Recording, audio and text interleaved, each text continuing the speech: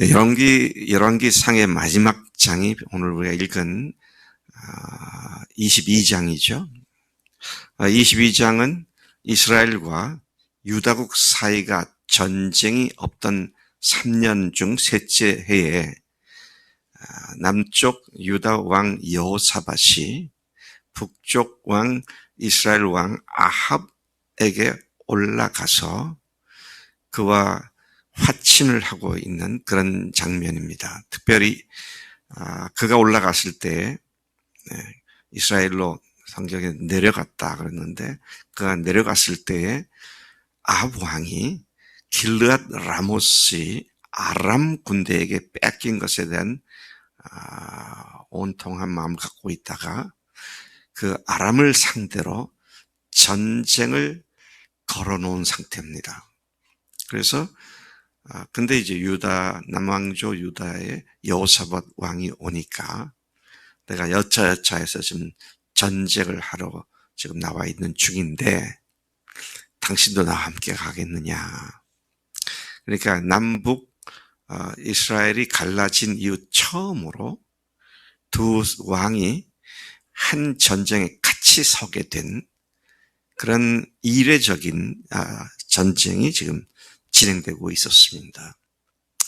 아마 오늘 어제 그제 토요일 날 말씀을 이미 들어서 아시겠습니다만은 그때 여호사밧이 아니 그렇게 가는 건 내가 당신하고 같이 하겠는데 먼저 하나님께 물어보고 여쭤보자.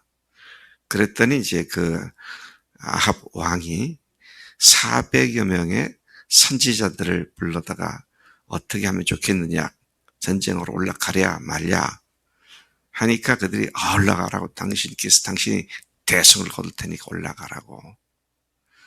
근데 분위기를 알아차린 여호사밧이 아니 당신에게 이 사람들 말고 다른 사람도 있지 않냐, 다른 선지자가 있지 않냐. 있긴 있다. 근데 그 사람은 나한테 항상 나쁜만 말하지 좋은 말로 예언한 적이 없어서 내가 그를 매우 싫어한다. 그러니까 이 여호사밧 왕이 무슨 소리냐, 그를 불러와라. 그래서 이제 불러왔죠. 불러오는 길에 그를 불러러 갔던 사신이 미가야 선지자에게 말을 하죠. 여보, 당신 가서 예언할 때 모든 사람이 다 전쟁에 승리한다고 했으니 당신도 그렇게 좋은 말로 예언을 하라고. 그러니까 나는 하나님께서 하시는 말씀 외에는 내가 일치하지 않는다. 올라가갖고 처음에는 약간 빈정거리는 듯한 말로 올라가세요. 당신 승리할 겁니다. 그걸 알아차린 이스라엘 왕 아합이 야 그러지 마, 똑바로 얘기해봐. 이제 그러니까 당신 가서 죽습니다. 당신 거기서 끝장납니다.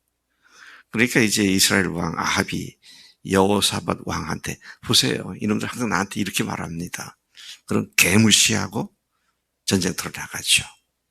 그래서 작전 명령까지 하달을 합니다. 뭐라고 했냐면 작전 명령이 아니라 나름대로 작전을 짰어요. 여호사밧 보고는 당신이 내 왕복을 입고 내 병거에 있어라. 내가 가서 저들을 갖다가 치겠다. 그래서 그가 내려갔고 여호사밧은 그 최전선에 있는 상태죠. 근데 아람 왕이 내려와서 이제 전쟁을 합니다. 자기 부하 병거 지휘관이라고 표현되어 있는 탱크 부대, 요즘 말하는 탱크 부대 부대장이죠. 32명에게 말해요. 너희들 가서 싸울 때 잔챙이들하고 건드리지 마. 이스라엘 왕만 잡으면 돼. 그래가지고 그 32명의 지휘관들이 자기 병력을 이끌고 왕을 향해서만 집중 공격을 하죠. 근데 아무리 저기 왕복을 입고 있는 사람이 있으니까 저기 있다. 그러고 공격을 했는데 가까이 가보니까 아니거든. 그래서 다시 이제 멈추고 전쟁을 계속하고 있었는데 오늘 이 본문 말씀이 매우 흥미로운 표현을 해주고 있습니다. 뭐라고 말씀하냐면 한 사람이 무심코 활을 당겨 이스라엘 왕의 갑옷 솔기를 맞췄다 그랬습니다. 한 사람이 무심코라고 하는 것은 정확하게 타겟을 그 왕으로 삼고 쏜 것이 아니고 그냥 대충 적병이 모여있는 곳 중 향해서 쏜 그런 말을 무심코라는 말로 이게 표현한 것 같습니다. 타겟가 왕이 아니었어요. 근데 하나님은 참 이런 것들을 사용하시는 분이시다.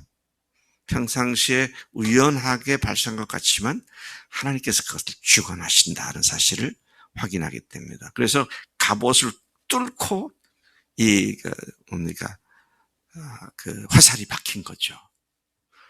치명상은 즉시 죽는 치명상은 아니었기 때문에 이 아합 왕이 병거를 모는 병사에게 빨리 병거를 돌려서 여기서 나가자.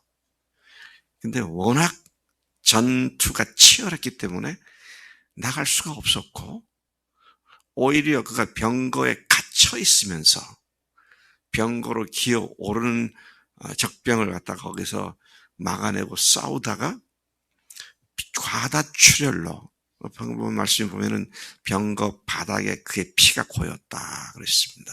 과다출혈로 저녁쯤에 그가 죽게 되죠.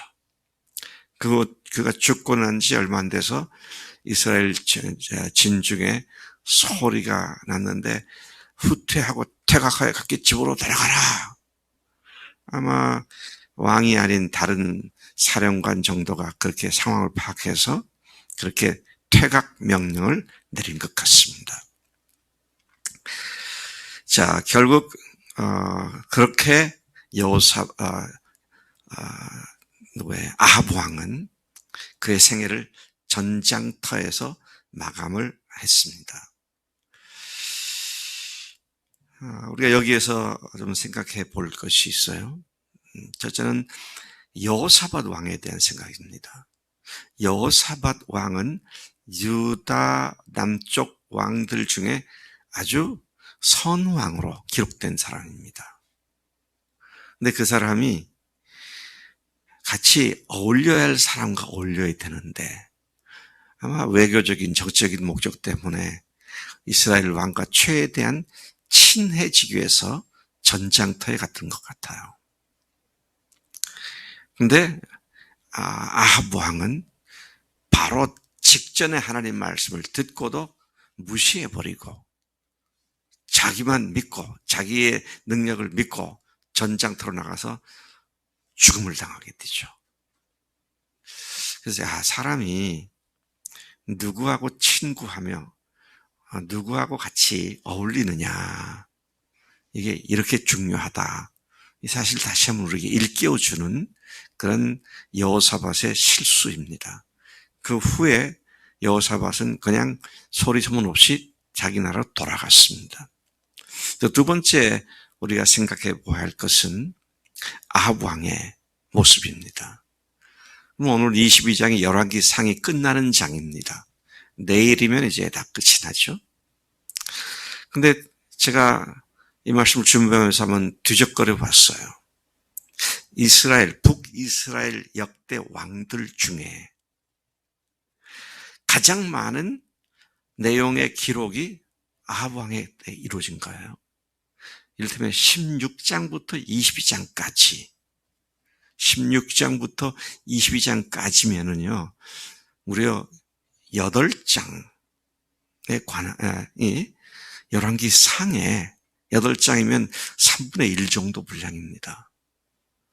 그게 아합 왕의 선정과 그의 아주 탁월한 신앙에 대한 기록이 아니고 온통 그의 잘못과 하나님을 거역하는 것들로 이루어져 갔던 그의 일생을 기록하고 있다. 제가 깜짝 놀랐어요. 오히려 솔로몬 왕보다도 기록 내용이 더 많아요. 그래서 이걸 보면서 하나님께서 왜 아합 왕을 이렇게 많이 기록해 두셨을까? 그래서 제가 깨달은 것은요, 태어날 때부터 그가 몸에 배했던 것과 뼛속 깊이 새겨져 있었던 것이 우상숭배였고, 게다가 결혼도 이세벨이라는 아주 독한 여자하고 결혼해가지고, 그래서 많은 하나님의 선제를 죽이는 일을 했던 이세벨과 결혼 생활을 했고, 자, 이런 걸 이렇게 보면서 그의 어렸을 때부터 뼛속까지 깊이 그의 세포 DNA 하나하나가 하나님을 거역하는 삶을 보았고 그런 삶을 살았던 사람이었기 때문에 이 사람이 이렇게 됐구나.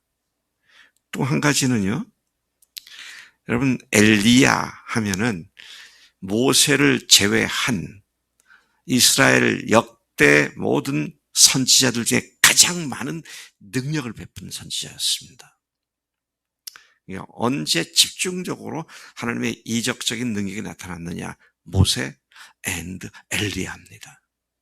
그리고 엘리야는 또 어떤 사람입니까? 모세는 율법을 받아서 전달한 사람이면 엘리야는 하나님의 말씀을 받아 선포한 선지자입니다.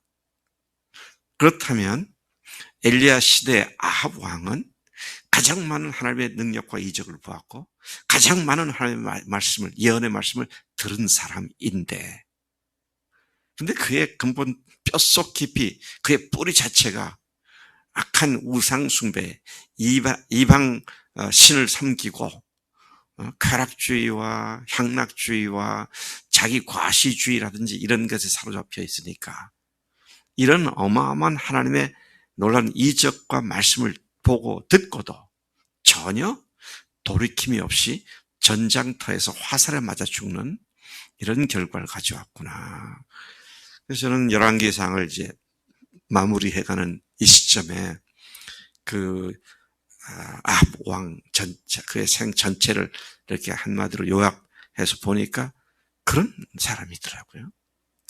그래서 우리가 참 조심해야 할 것은 우리 주변에 어려서부터 우리 자녀들 중에서도 어려서부터 말씀으로 뼛속 깊이 가르쳐야지 세상 것을 쫓아가도록 방치해서는 아니 되겠다. 제가 요즘 우리 젊은 부모들을 보면은요, 다 그런 건 아니지만 그냥 애들 기살려 준다고 애들 하는 대로 내버려 두고 엄마를 막 때려도 그냥 가만 맞아주고, 그거 아니잖아요. 말씀으로 부모를 공경하는 걸 가르쳐야 되고, 이제 이런 것들이 그렇게 해도 잘 안 되는데 아예 안 해버리면 어떻게 되겠느냐. 참 우리 자녀들이 다음 세대가 어떤 세대가 될 것인가, 그건 오늘 젊은 세대에 달려있기 때문에 이 부분에 있어서 경각심을 가져야겠다. 그래서 제가 우리 교인들 보면 참 귀해요. 자기만이 아니라 다음 세대를 위해서 자꾸 주일날 억지로라도 끌고 나오고 이렇게 하는 걸 보면서 참 귀하다. 여러분, 뿌리도 중요하고 또 자라가는 환경도 너무 중요하니까 우리 주변의 환경을 마음 뺏기는 환경으로 만들지 않도록 그렇게 하겠습니다. 제가 한 가지만 더 마치겠는데, 언젠가 한번 얘기를 한 적이 있습니다만은 그 미국 서부 지역에 가면 아주 어마어마한 나무가 있어요. 그 세코야 트리라고 그러죠. 세코야 트리. 메타세코야, 저기 공주 산림박물관 황토길에 보니까 있는데 그런 거 아니고요. 네. 상록수입니다. 낙엽 지던데 그건 상록수예요. 근데 그 나무, 큰 나무를 가서 이렇게 두르면은요, 장정 30명이 둘러요. 상상되십니까? 나무 둘레가 30명이 둘러요. 한 30-40명이 앞에서 기념사진을 찍는데, 그 기념사진을 찍는데 두 줄로 서니까 그 직경, 그러니까 나무 전체 좌측에서 우측까지 딱 거기까지 커버가 돼요. 어마어마한 나무입니다. 높이가 100m 이상이 되고요. 수령이 2000년, 3000년입니다. 근데 매우 흥미로운 것은 그 나무가 그렇게 높이 자라려면 굉장히 뿌리가 깊이 박혀야 하잖아요. 근데 뿌리가 깊이가 깊지 않고 얕아요. 왜 얕은가? 그래서 제가 그 얘기를 책에서 듣고 가서 보니 실제 그렇더라고요. 그것들은 혼자 서 있지 않아요. 한 대여섯 그루가 같이 서 있습니다. 그리고는 서로 뿌리에 엉켜 있어요. 옆으로. 그러니까 태평양에서 불어오는 강풍에도 끄떡없는 거고요. 또 아주 흥미로운 것은요. 높이가 100m 되니까 그거를 그 나무 끝까지 물을 공급하려면 제가 정확한 수치를 기억 못 하겠는데 하루에 수톤의 물이 필요한데 근데 위에까지 올라가려면 펌프가 몇 마력짜리가 몇 개가 필요하다 그러더라고요. 근데 그게 다 못 올라간대요. 그 위에 부분은 어떻게 하느냐? 태평양에서 불어오는 습기를 머금은 안개와 이슬 이런 것들을 잎을 통해서 흡수를 한다는 거예요. 그래서 하나님이 참 기가 막히게 만드셨구나. 그러니까 그런 환경이 없으면 못 사는 거죠. 사막 가운데서 못 삽니다. 그래서 제가 그걸 보면서 그 얘기를 듣고 또 가서 보면서 내 주변에 어떤 환경을 만들고 살아가느냐. 너무 중요한 거예요. 요즘 사람들 동영상 많이 보잖아요. 동영상 볼 수 있는 여건 딱 켜기만 동영상 나올 수 다 해놓으면 맨날 그거 볼 수밖에 없어요. 그것도 음란한 사이트 같은 게 얼마나 많이 올라옵니까? 아예 그게 접근을 하지 말아야 돼요. 이런 것들이 우리가 주님 앞에서 반듯하게 하늘 백성으로 살아가기 위해서는 내 주변에 있는 사람들도 하나님을 사랑하는 사람들을 만나야 되고 또 그런 환경 여건을 만들어서 주님께로만 집중할 수 있겠다. 아합 왕이 되지 않으려면 정말 그래야겠다. 그 사람과 교제하기 위해서 여호사밧의 잘못을 또다시 범치 말아야겠다. 이것이 열왕기 상을 마치면서 제가 받게 되는 큰 교훈임을 고백하게 됩니다. 하나님 아버지 감사합니다. 이 아침에 역사를 통하여 특별히 아합 왕의 잘못된 역사를 통하여 우리에게 그 뿌리가 무엇이었으며 그 진행되었던 환경이 무엇이었는지를 다시 일깨워 주시니 감사합니다. 하나님, 우리가 온통 사나 죽으나 주의 것으로 주님께로만 묵상을 하며 주님만을 사모하고 사랑하는 심령으로 우리를 가득 채워 주옵소서. 이제 오늘로 주님과 함께 동행할 때 주님만 바라보게 하시고 허튼 것들을 내 주변에 두지 않도록 복 주실 줄로 믿습니다. 감사하고 예수님의 이름으로 기도드렸습니다. 아멘.